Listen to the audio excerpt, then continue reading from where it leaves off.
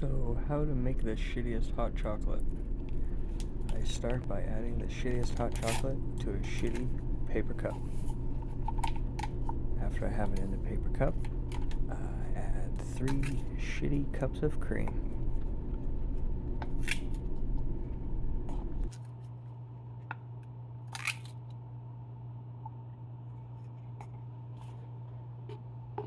You can see here I have just the crappy hot chocolate powder with my crappy cream. I just give it a really good stir until all the powder's all dissolved and mixed out of there.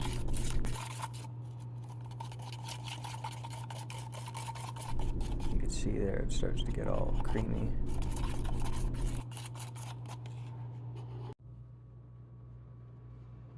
Okay, you can see it's all creamy, so what we'll do when we're around here, we'll start to add some hot water and fill it up to the brim.